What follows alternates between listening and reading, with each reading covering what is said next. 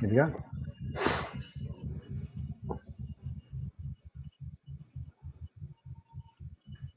Good evening.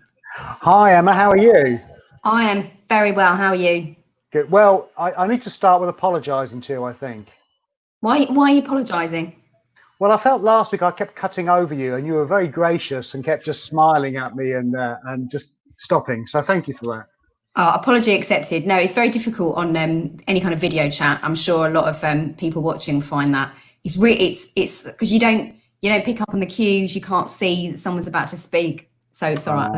I know. I know. We used to working together, sort of face to face. So this is a interesting but good experience for me so far. Yeah, bit different. So tonight we're carrying on with the theme. Is there anybody out there? Yeah, part two. Part two. So last week I interviewed my dad. So some of you might have seen that, where we were talking about atheism, agnosticism, and theism. Oh, a lot of isms there. So we're talking about, so atheists don't believe in God, and agnostics think there might be a God, but they're not sure, or maybe it's not possible to know.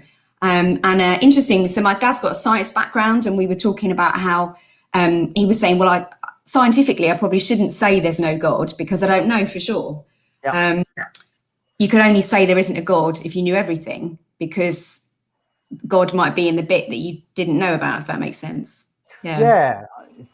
Is that like a kind of iceberg where you can see only 20% and 80% you can't see? That kind of analogy. Does that work for you? Yeah, maybe. Or even if you're 80%, God might be in the 20% that you don't know. Yeah. Okay. So then believing in God, lots of people believe in God. That's theism. And I guess people will have different things they mean when they say God.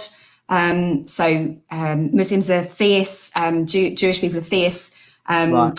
A lot of people who don't have a particular religion will say, well, I think there's something out there, but Christians believe in a personal God. So there's different kinds of different things we mean when we say we believe in God. Oh, right. A lot last week, didn't we? So you cut out for a second and say that again. We covered quite a lot last week. We did. You think about it in our 4.5 minutes after your long chat with your dad. Yeah. No, it was wonderful. It was wonderful. I watched it back and it was very good. Yeah.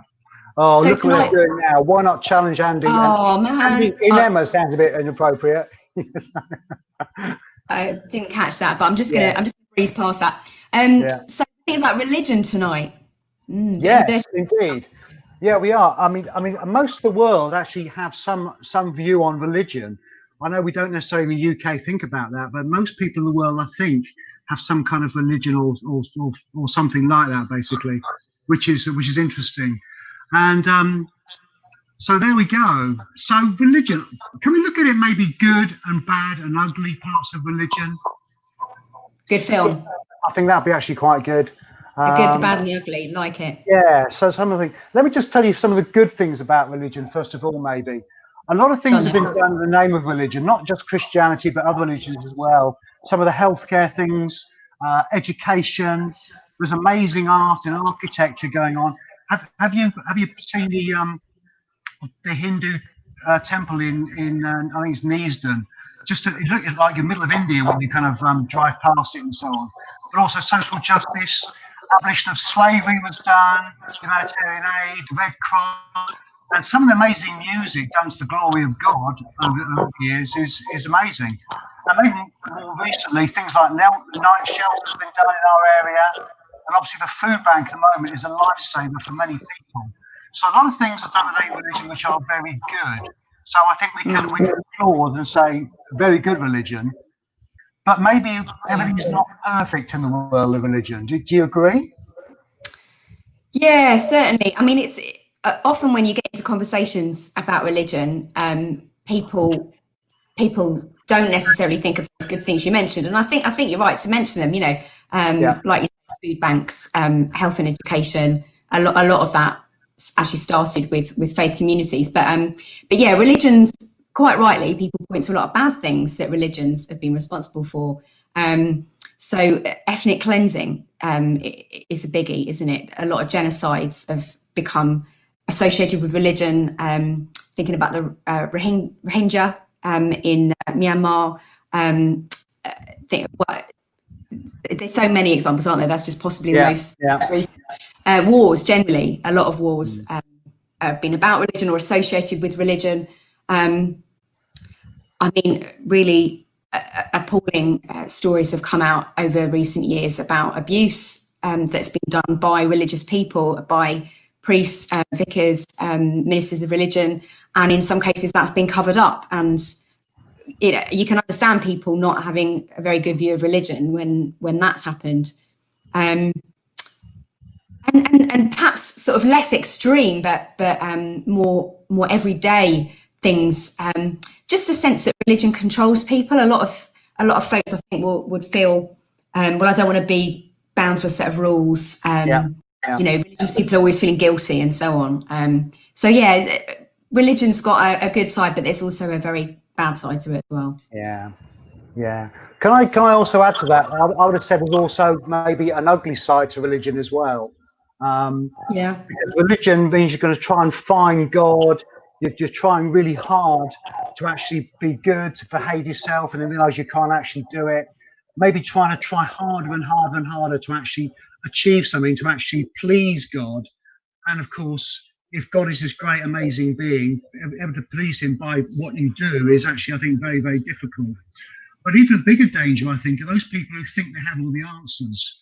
Those people who might say, oh, I am a religious person, I have all the answers, I know everything, and therefore look down on those people who maybe haven't got all the answers or haven't admit that. Andy, just to say, Andy, the sound's a bit in and out, so some people might not quite have caught that. I think you were just saying that some religious people might always say they've got all the answers, and other people get wound up by that. Is that? Oh yeah, sounds better now. Yeah. No, absolutely. That some people might look down and judge other people based on their own personal views, to think I've found God in whatever form. And that to me is actually very dangerous. Can I also say sometimes folks are brought up in with some kind of faith, and a view of God is actually put forward, which is not very interesting, not very exciting. And almost a boring view of following God. Well, if you follow God, this is how you have to live in a certain way, which isn't very exciting at all. Whereas me and you might actually debate that and say, well, we think following God is quite an adventure, quite an exciting thing.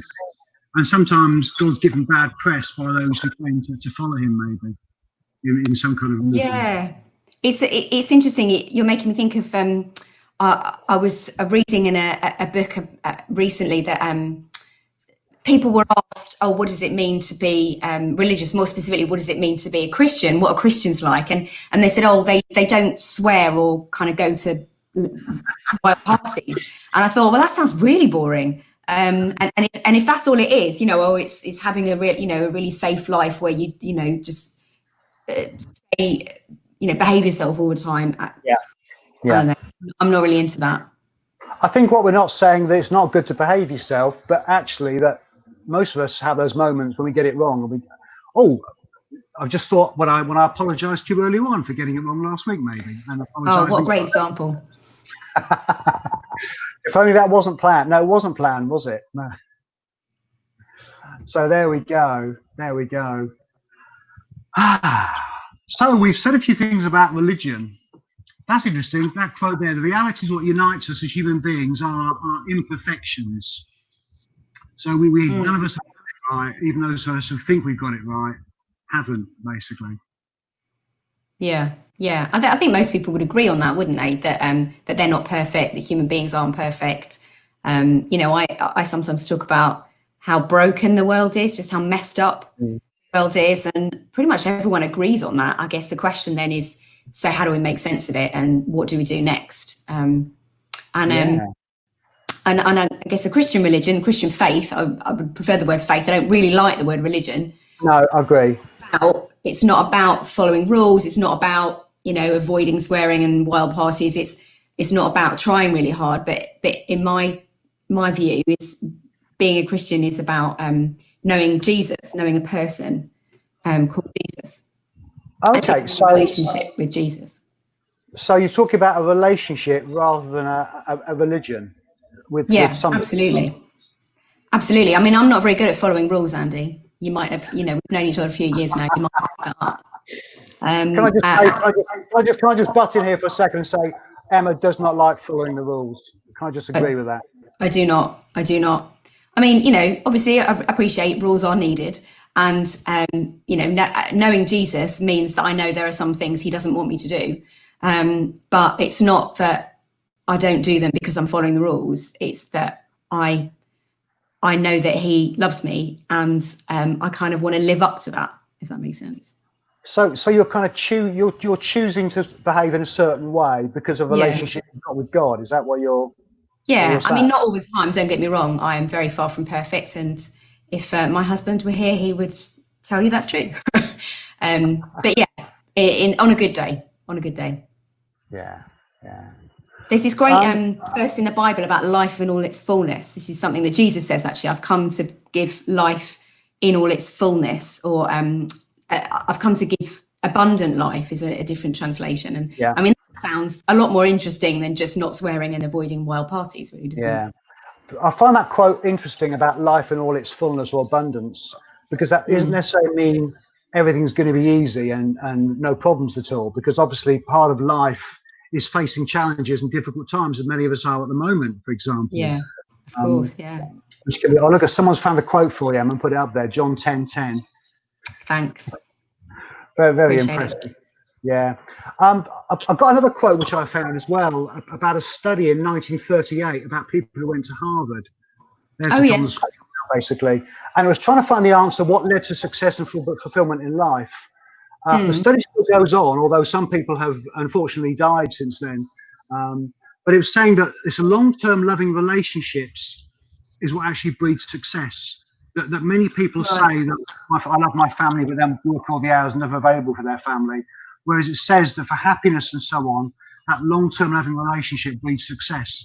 And I think that's what you've been saying tonight about actually a relationship with God will actually bring some happiness and some success and some meaning to life. Is if I'm hearing what I think you're saying. Yeah. I mean, and I can see some people sort of seeing that quote and worrying about it, because I mean, relationships are difficult, aren't they? And we know friendships break down, marriages break down. Being in a family can be a great thing, but can be a really difficult thing. But I guess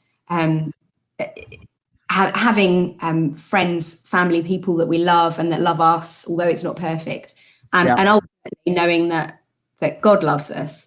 And I know that when I look at the life of Jesus, and I guess he helped me with the other relationships. Oh, okay. So we got a question about success in life from Carol. Oh, very good. Yeah. What led to success and fulfillment in life? So what do we mean by success? So you're quoting a Harvard study. I mean, I'm not sure if are you aware what they meant by that? I mean, maybe say what do you think is success in life, Andy? I think that's a really good question, which you always say when you're trying to give yourself a bit of time while you think about it. That's correct. Oh, right. Okay. Do you want me to answer it while you wait? Oh, yes, please, Emma. Tell me the answer to success in life. Go for it. Yeah. I think probably relationships. I don't even know if the word success is helpful, is it? Because it's just so loaded with, like, often we think about power and privilege and money and kind of trappings. But I remember my brother saying once, no one ever lies on their deathbed and says, I wish I'd spent more time at work. Yeah, that's true. So I kind of think, having said that, relationships are hard, and not all of us have the luxury of unbroken relationships. We go through all sorts of difficulties, but that's what gives our lives meaning. I think so. Yeah, I was going to say, for many people, it's earning as much as possible, getting a bigger and bigger house, competing with the Joneses next door. Basically, although our neighbours aren't actually called Jones, are your neighbours called? Probably not. No. But all of those things. Whereas actually, I think what we're saying is, to us, the answer to success in life, meaning in life, is something about relationships with each other. And we also think there's a wider thing there, a bigger thing there, with a relationship with God. And I guess that's what we are talking about on the Life and Soul course, both life with people around us, but also life with a God, and how we can actually begin to grow and have that relationship. Yeah, I mean, I've had counselling a number of times in my life, and I found it really, really helpful. And one of the things there's this phrase I came across years ago, and I'm gonna forget the name of the guy, but probably like half the people watching will know. He talked about unconditional positive regard, and so in counselling, your counsellor gives you unconditional positive regard. Whatever you say, whatever emotions you express, however difficult, they have a positive view of you and they accept what you say. And a lot of what I've kind of read and learned sort of through counselling is all about, you know, what we learn as babies and children, and about attachment. And I've kind of started to think, okay, actually that I think I'm learning more about God through that counselling as well. Not specifically, but because I think that's the way God looks at me, and God looks at all of us with unconditional positive regard. And although that's a hard thing to accept because we've all got insecurities, but ultimately, whatever our human relationships are like, and they won't be perfect, we do have a heavenly parent who has a positive view of us. Yeah. I guess I've got the view that God is actually for us. He's actually on our side. I think many people have a view that God is there watching and judging and just saying, no, don't do that. How dare you? You can't do that. Whereas maybe the God who I'm maybe talking about is someone who loves and cares and wants to have that, you know, that good stuff in my life. That's not saying life always going to be easy, because it's not. But it's just viewing us differently than maybe people think God views them. That's probably a bit confused why I said that. I'm just noticing the time. We're coming to the end of our time, but already, for goodness sake. I was just remembering someone I knew years ago, and I won't say his name because it'll embarrass him, and he's a Facebook friend.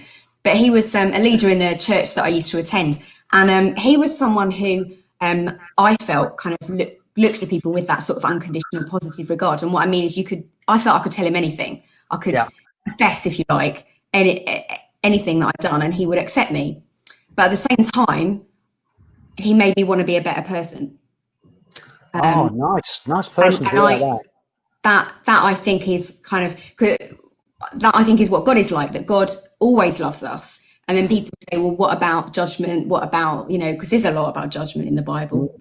And I would say that that's in the context of him loving people and wanting the best for them. And we know that we're loved. We have the power to change. Yeah. I think that's very interesting, because many people have that view, as you say, that God is there judging. I used the word a few minutes ago. Yeah. And let's be honest, the God that we know maybe is perfect and wonderful and fantastic, but he kind of accepts us as we are, as you've already said, and loves us as we are. Maybe wants to suggest ways we can live differently and better on occasion, but actually to have that relationship with somebody who really is there for you and wants the best for you, and actually wants to kind of challenge me in my case to be a little bit better. It's maybe not quite as annoying, although I feel that's one of my gifts, being annoying on occasion, as I've probably said to you before. I think we're all annoying on occasion, Sandy. But yeah, it's like you're making me think now of feedback. Like, and we talked about this before, haven't we? Because feedback can be difficult. Like at work, if someone gives you some feedback and you know you feel a bit insecure, and it's easiest to take feedback from people we really respect and that respect and like us. So like when we know that we're secure in the relationship with the person, it's easier for us to take perhaps constructive criticism. Yeah, that's kind of how I look at God. Just interesting. I was going to say, you just said feedback as if that's always going to be a negative thing, things you maybe improve on. But to me, feedback is both positive and maybe those things we need to sort of change again and begin to think about. So giving each other feedback in a positive sense, and also maybe, you know, those things can be, I think, really helpful. Yeah. Here's a question from Tristan. Why are we created sick and then commanded to be well? Oh, what a brilliant question. What a great question. And time is nearly up. Yeah, that sounds like a real get out, isn't it? But it really is. But actually, Tristan, we're going to be coming on to some themes that perhaps will help to address that brilliant question in a couple of weeks' time, because it's a really good point. Yeah, because God does want us to be well, but there's that sense, well, okay, but why did you make us like this then? We're flawed. And yeah, we'll come on to that in future. I mean, we can talk about it in the Zoom as well. I'm going again, sorry. Sorry, I'm talking over you as well. Maybe we need to apologise. There we go. Join us to continue the discussion when the stream ends. So if we can maybe explore that a bit in the Zoom if folks want to join us on that, can't we? Yeah, but certainly we'll come back to that in future weeks because I think it's a really for those who haven't got time for the Zoom, yeah, that'd be great. Yeah. Okay, I guess we need to say goodbye, Andy. My friend Andy Warner, who's joined us. Thank you for sharing your thoughts. I promise I'd mentioned it if you came here, basically. So there we go. Yeah. Thanks, okay, Caroline. I guess that's it. Can I just say that next week we'll begin to think a bit about the person of Jesus as well, from a hopefully a positive standpoint. Yeah. Great. See you next week. Thank you. Bye, everybody.